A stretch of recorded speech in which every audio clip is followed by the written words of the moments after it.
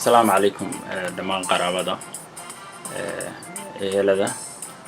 هي دمان صومالي يدتك اللغة الصومالية كوها اللبا واحد مسج كان كصدوبة يا مقالة إدمنتون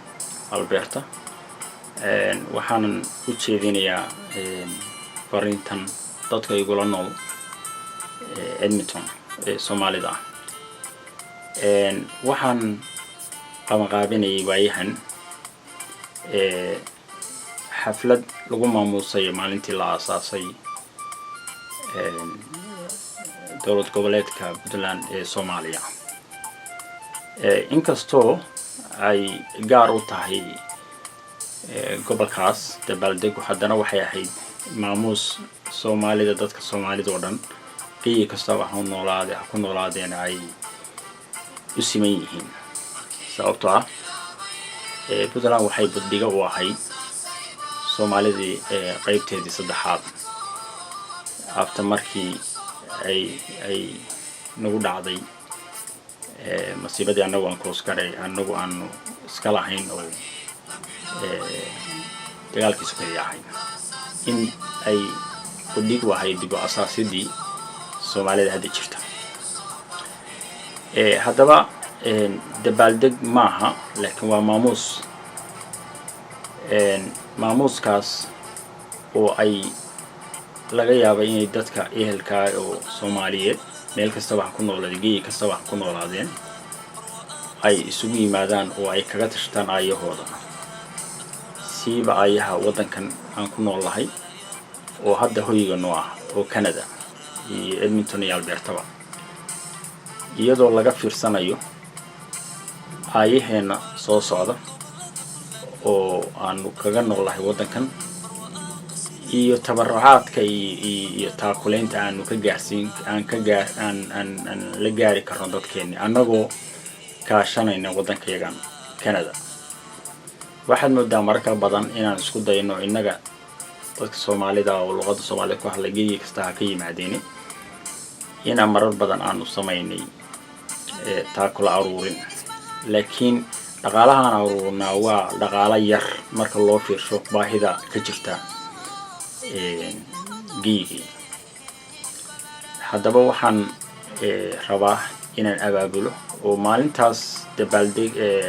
maxaa la yiraahdaa maamuus kale aan ka bilaabayno sidii loo wacyigelin lahaa dadkeena iyo dadka geeyga ku noolba dhibaatada hadda ka jirta oo dadkeena soo food saartay waa geeygeeni siiba gobolka Puntland oo aan anigu ka soo jeedo oo hadda aad moodday inay isu bedelayso macluum dadka geeyga ku noolaa iyo dadka taakuleeyaba ay la daala dhacayeen arrintan waa arrin soo laabatay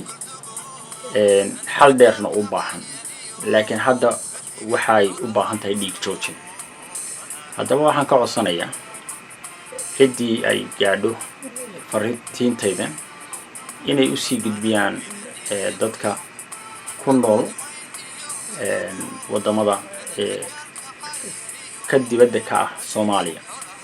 oo ka haysta dhalashada wadamada badan inaanu isu tagno oo dawladaha aanu haysano dhalashadooda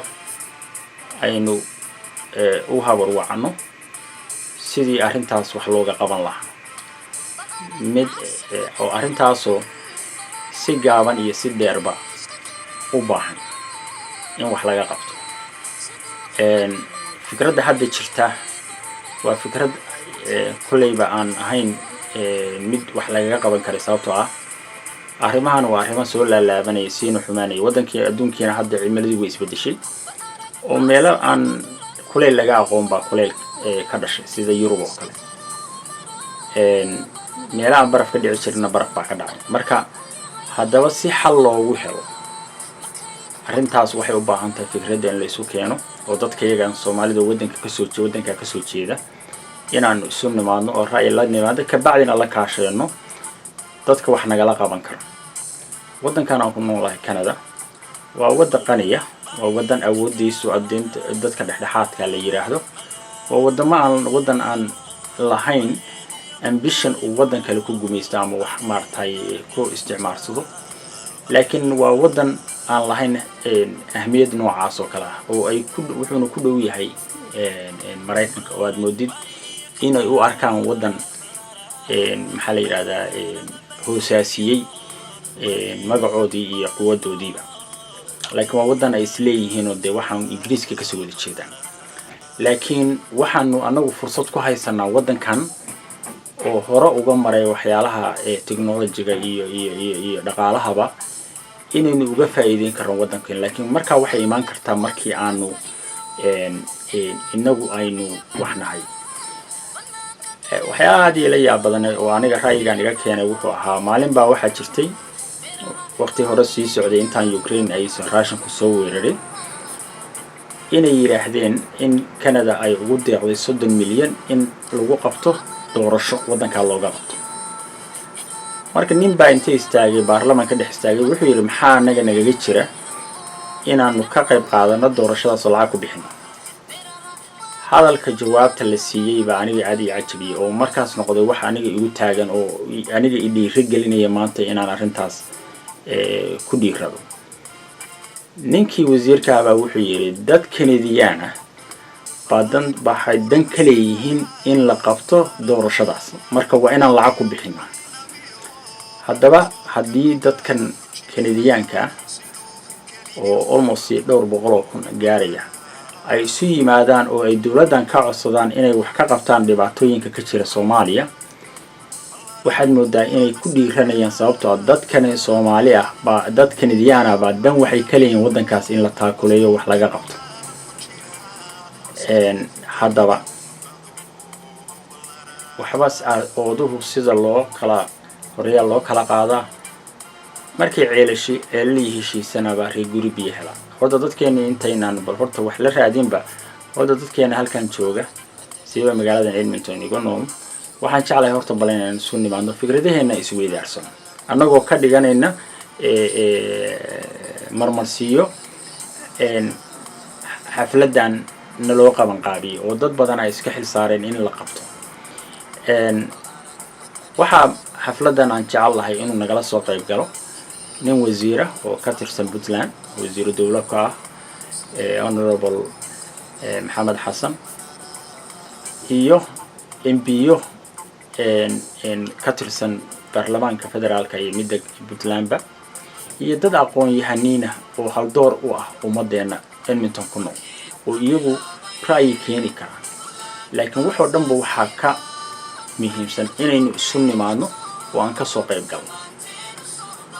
shaashadan ku qoraya waqtiga iyo timeka iyo waqtiga lagu qabanayo meesha lagu qabanayo waxaan jeclahay inaad arrintaas iga qaabishaan codsigaas aan ka codsaday oo ah inaad ka soo qayb gashaan si looga tashado inaan dadkeena caawino waxaanad ogaadaan caawinta aan dadkeena caawino inagay dan noo tahay sababtoo ah waa wax ilaahay nagu manaystay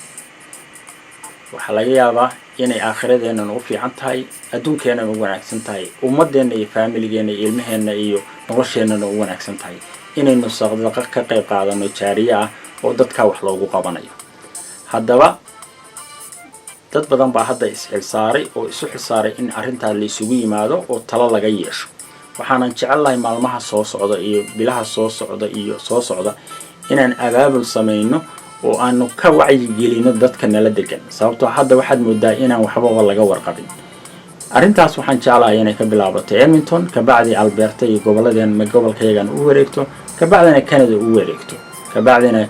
Europe iyo Australia iyo New Zealand meel walba laga qayb qaato ayadoo lala kaashanayo dawladda laga haysto dhalashada laga haysto oo aysan ahaan wax anaga dadkeena ku kooban sababtoo jeebkeena waxa ka imaan kara waad garan kartaa haddaba walaalayaal waxaan idinku boorinayaa inaan ay fartiinteedan aad ka soo jawaabtaan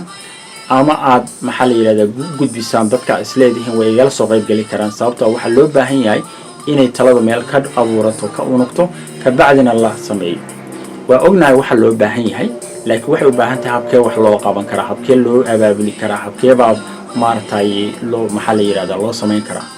kulliiba sheekooyinka waa badnaan kara talooyin badan baa loo baahan yahay oo ah si xalka waara oo ilaahay caqliga nu siiyay anagoo kala kaashanay ilaahay inaynu ka gaarno arrintan marna fatahaada keenaysa marna abaarta keenaysa cimiladuna waa isbedeshay hadda oo waa wax la dafiri kara maaha haddaba aniga iyo dadka ila midkaaba waxaan ka codsanayaa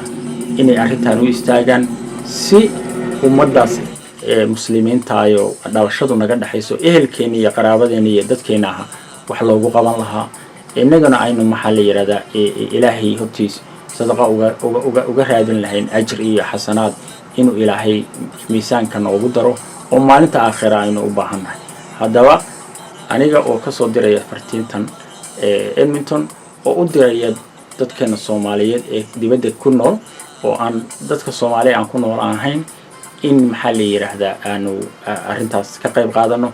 dadka gudahana waxaan leenahay fartiin gaar ah kolleyba ku socon doonto oo mar dhow loo soo gudbin doono sababtoo iyaga arrintan nooga dhow halkana iyagu maartay wax ka qaban kara fulin kara inkastoo aad u moodid inaysan maartay ay dib ku tahay sababtoo ah waxay saareen xoogii dhinaca siyaasadda iyo sidii loogu kala nasooxsan loogu kala badin lahaa taasoo dayaca keentay hadda والسلام عليكم سيدا انت iyo aan fartiin lamida inay ku soo gudbinayo sida iyo nabadgelyo والسلام عليكم ورحمة الله وبركاته